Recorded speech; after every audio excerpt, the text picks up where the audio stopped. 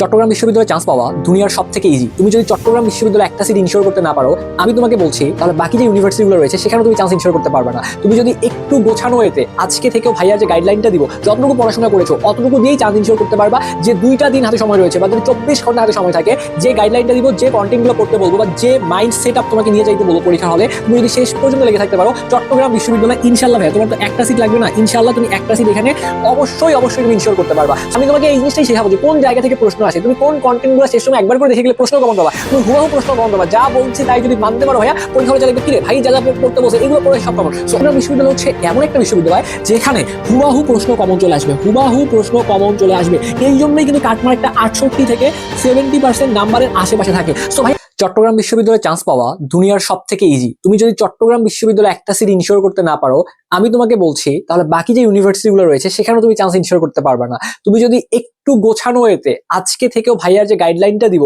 যতটুকু পড়াশোনা করেছো অতটুকু দিয়েই চান্স ইনশিওর করতে পারবা।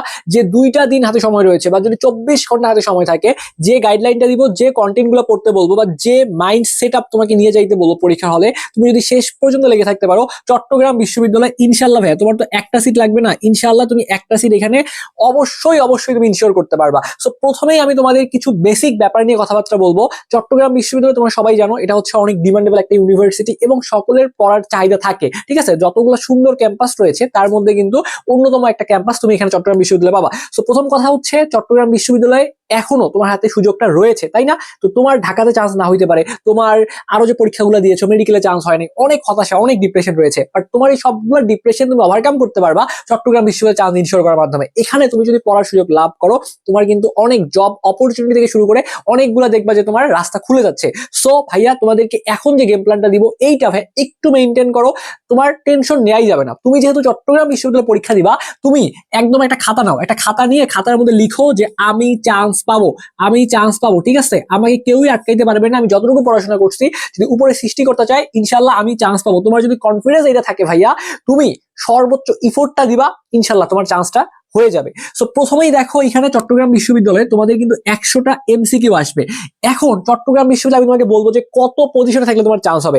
এখানে অনেকেই তোমাকে ভয় দেখাবে চট্টগ্রাম বিশ্ববিদ্যালয়ে কাটমার্ক অনেক বেশি, তুমি চান্স পাবা না। আরে বাবা, কাটমার্ক বেশি হোক সমস্যা তো নাই, বাট চট্টগ্রাম বিশ্ববিদ্যালয়ের যে প্রশ্নপত্র, আমি তোমাকে এই জিনিসটাই শেখাবো যে কোন জায়গা থেকে প্রশ্ন আসে, তুমি কোন কন্টেন্ট গুলো শেষ সময় একবার করে দেখে গেলে প্রশ্ন কমন পাবা, তুমি হুবাহু প্রশ্ন কমন পাবা। যা বলছি তাই যদি মানতে পারো ভাইয়া, পরীক্ষা হলে যা লিখবে কিরে ভাই যা যা পড়তে বসে এগুলো পড়ে সব কমন। সো অবশ্যই পারবা, জাস্ট একটু গাইডলাইনটা ফলো করো। সো 100টা এমসিকিউ এখানে তোমার আসবে এবং তোমাকে প্রথমেই বললাম কাটমার্ক শুনে ভয় পাবা না। চট্টগ্রাম বিশ্ববিদ্যালয়ে এই 100টা প্রশ্নের মধ্যে তুমি যদি 70-এর আশেপাশে, 68 থেকে 70-এর আশেপাশে যদি তোমার এমসিকিউ কারেক্ট হয়, তাহলে তুমি এখানে একটা সিট পাবা। এবং তোমার প্রিপারেশন বাজে হইলেও এই 100টা এমসিকিউর মধ্যে এখনো স্টিল তোমার পসিবিলিটি রয়েছে 68 থেকে 70টা প্রশ্ন কারেক্ট করার। জাস্ট গেম প্ল্যানটা একটু শোনো ভাইয়ার। আর এখানে 40 নাম্বার পেয়ে পাস করতে হবে, পাস নিয়ে মাথা ব্যথা নেই, আমাকে চান্স পাইতে গেলে 70 আশেপাশে নাম্বার পাইতে হবে। এবছর একটু কম বেশি হইতে পারে, আমি সেটা কথাবার্তা বলবো। আর নেগেটিভ মার্ক রয়েছে, প্রত্যেকটা প্রশ্ন ভুল করার জন্য তোমার 0.25 করে কাটা যাবে এবং এই নাম্বারটা কিন্তু ওভারঅল তোমার যে সবগুলা টোটাল মার্কস থেকে কিন্তু এই নেগেটিভ নাম্বার বাদ দেওয়া হবে, এটা নিয়ে প্যারা নেওয়ার কিছু নাই। আর এখানে তোমাদের ক্যালকুলেটর ব্যবহার করা যাবে, ক্যালকুলেটর হচ্ছে FX100। এখন এইটা হচ্ছে মজার ব্যাপার, ক্যালকুলেটর দিয়ে যে প্রবলেমগুলো সলভ আউট করা যায়, তুমি যদি সেই প্রবলেমগুলো সলভ আউট করতে পারো সময় বেঁচে যাবে।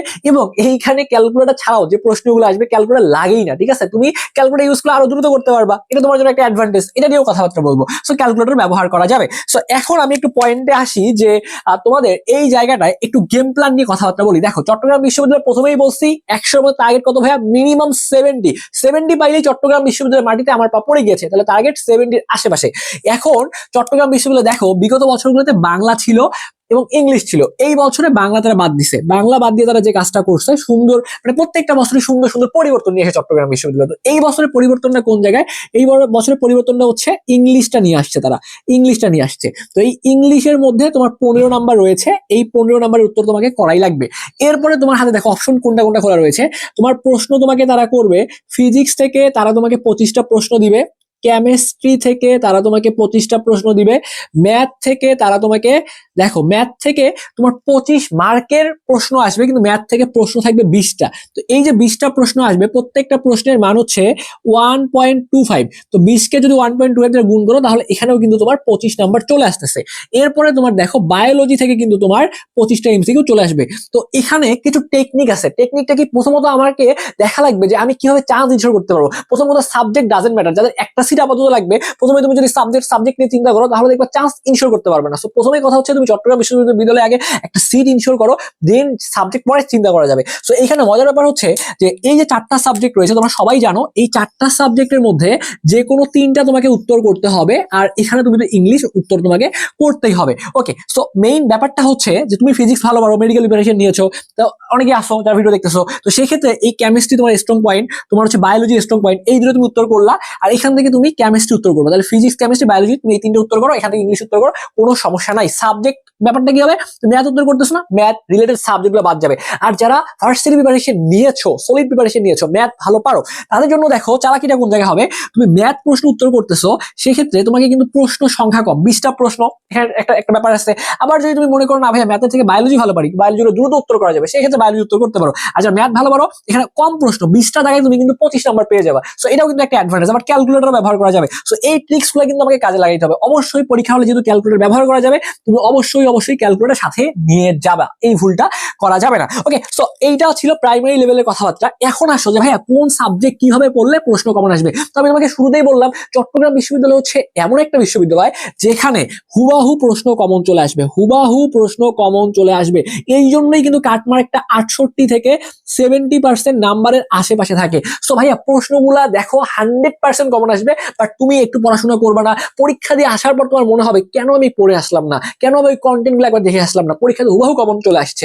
সো আমি তোমাকে 4টা সাবজেক্ট, ইংলিশ কিভাবে পড়বো সর্বশেষ বলবো। প্রথমেই তোমাকে ফিজিক্সের প্রশ্ন কমন এনে দিচ্ছি, এরপরে কেমিস্ট্রি, এরপরে আমি ম্যাথ নিয়ে কথাবার্তা বলবো, এরপরে বায়োলজি নিয়ে কথাবার্তা বলবো। সো প্রথমেই যেহেতু টার্গেট হচ্ছে বায়োলজি, বায়োলজি তোমার প্রত্যেকটা প্রশ্ন কমন আসবে। চট্টগ্রাম বিশ্ববিদ্যালয় যে কাজটা করে, এখানে সংখ্যামূলক কিছু ইনফরমেশন কিন্তু দেয়, ঠিক আছে। নর্মালি তুমি মেডিকেলের জন্য যা পড়ছো ওইটা দিয়ে 100% কাভার হবে, কোনো ভাইয়ের কাছে তাবিজ নেওয়া লাগবে না, কোনো ভাইয়ের পা ধরা লাগবে না, কারো পিছনে ঘুরঘুর করতে হবে না। চট্টগ্রাম বিশ্ববিদ্যালয়ের জন্য তুমি যদি ভাইয়া একদম তলানিতে, যাদের প্রিপারেশন একদম শূন্য লেভেলে আসো, তারাও চান্স ইনশিওর করতে চাও, যাদের শূন্য ভাই কিচ্ছু পারি না, তারা যে কাজটা করবা, তারা চট্টগ্রাম বিশ্ববিদ্যালয়ের প্রশ্ন ব্যাংকটা হাতে নিবা।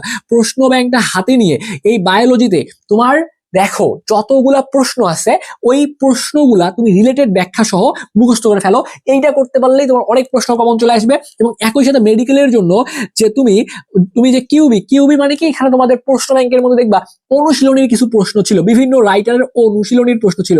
তো যারা একদম কিছু পড়ো নাই, এই অনুশীলনীর প্রশ্ন সব মুখস্থ, এই অনুশীলনী প্রশ্ন কোন জায়গা থেকে আসছে ওই টপিকগুলা, এবং চট্টগ্রাম বিশ্ববিদ্যালয়ের প্রশ্ন কোন জায়গা থেকে আসছে ওই টপিকগুলো, তো প্রশ্ন তুমি একটা পড়লা, নিচে তো লেখা আছে যে এই এক্সাম্পল গুলোর সাথে এইগুলো পড়ে ফেলো, এই ব্যাখ্যাটা পড়ে ফেলো। তো এই কয়েকটা যদি কাজ করতে পারো, তোমার যদি মনে হয় ভাই আমার সময় নাই, শেষ করতে পারতেছি না, সময় আছে 24 ঘন্টা, 5 ঘন্টা, 10 ঘন্টা সময় রয়েছে, কি করবো, চট্টগ্রামে প্রশ্ন ব্যাংকে যাবো, ব্যাখ্যাটা কিচ্ছু পাই না, প্রশ্ন কমন আসলে পড়বো না আসলে পড়বো, আমি তো জানি না আলটিমেটলি কতটা কমন আসবে, বাট সর্বশেষ যেহেতু 24 ঘন্টা সময় রয়েছে, আমি আমার 24 ঘন্টা কাজে লাগাবো। কিভাবে কাজে লাগাবো, বায়োলজির ক্ষেত্রে কোশ্চিন ব্যাংকে যে প্রশ্নগুলো আছে এগুলোই মুখস্থ করে যাবো।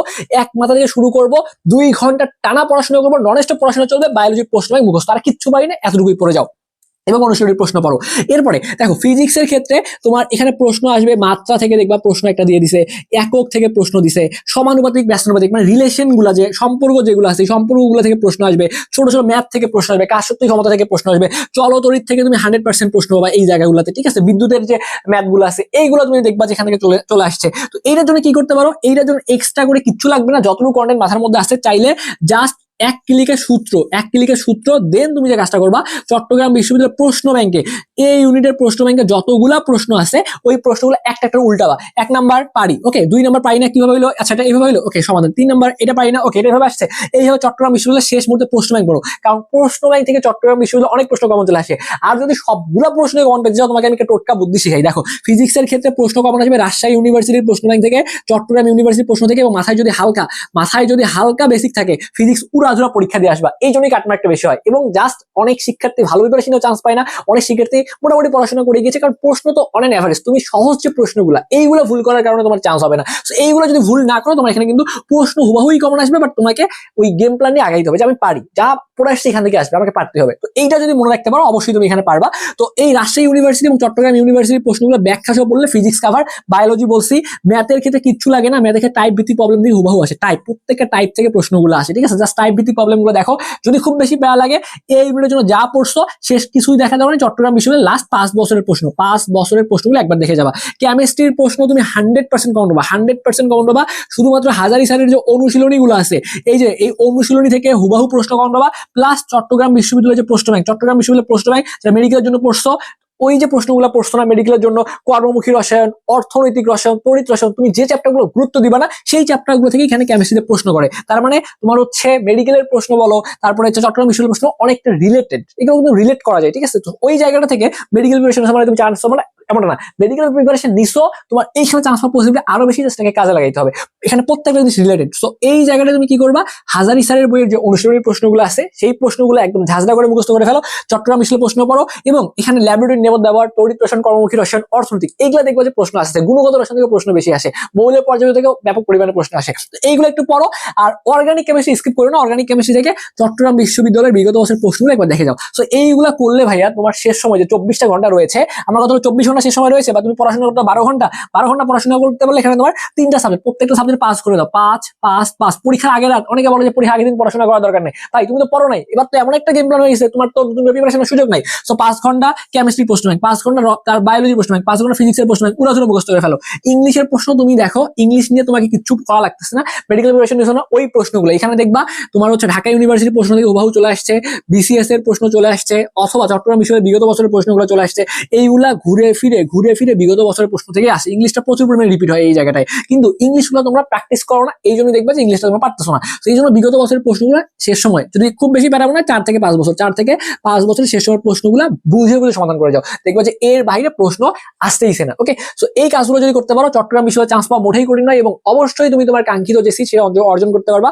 এরপরে তোমরা কমেন্ট করে যে ভাই চান্স পাইছো কিনা। ওকে, আর একটু কমেন্ট করে জানাইও যে ভিডিও তোমাদের কেমন লাগছে। আমি একটা ভিডিওতে মোটামুটি যতগুলো ইনফরমেশন শেয়ার করা যায় এটা জানাই দিচ্ছি, আর একটা ইনফরমেশন বাকি রয়েছে, যারা সেকেন্ড টাইমার তারা কিন্তু চান্স ইনশিওর করতে পারো, মাত্র 3 নাম্বার কাটা যাবে, ব্যাপার না হবে, তোমাকে দিয়ে সম্ভব, মাত্র 3টা মার্কস কাটা যাবে, প্রেশার নিও না, 3 মার্কস কাটা গিয়েও তুমি চান্স ইনশিওর করতে পারবে। এখানে তুমি ইজিলি 72, 73, 74 বছর গাইড করতে পারবে, প্রশ্ন সহজ হবে। বাট তোমাকে ওই যে 1 ঘন্টা সময়, ওই 1 ঘন্টা সময় রিস্ক নিয়ে দাগাইতে হবে। অনেকে যে ভুলটা করে যে মনে করে যে 70টায় দাগাইলে চান্স হবে, কাটমার 70 হবে, 70 দাগাইছে না, 70 দাগাই তুমি চান্স পাবে না, তোমাকে দাগাইতে গেলে এখানে রিস্ক নিতে হবে, 80, 85, 90 এর কাছাকাছি দাগাইতে হবে, কারণ প্রশ্ন প্যাটার্ন তোমাকে বুঝতে হবে। আসলে অ্যাকচুয়ালি এটা আগে থেকে বলা যায় না, প্রশ্নের প্যাটার্নের উপর ডিপেন্ড করে, বাট তারপরেও এখানে দেখা যায় বিগত বছরের হিস্ট্রি থেকে এখানে 80+ বা 85-র উপর না দাগাইলে তোমার 70টা কাইট হবে না, 70টা কাইট না হইলে তুমি কিন্তু চান্স পাবে না। তো এইগুলো ব্যাপার। ওকে, আর তাহলে কাটমার যদি বলি 70-এর আশেপাশে থাকবে। আর ওয়েটিং থেকে এইখানে ভাইয়া যারা তোমরা 4500-র মধ্যে থাকবা, 4500 এরা মোটামুটি শিওর তোমার সাবজেক্ট পাবা। এবং সর্বশেষ কিন্তু অনেকে দেখবা 5000, 5 থেকে 5500, 5 থেকে 5500-এরও যাওয়ার ভালো একটা পসিবিলিটি রয়েছে।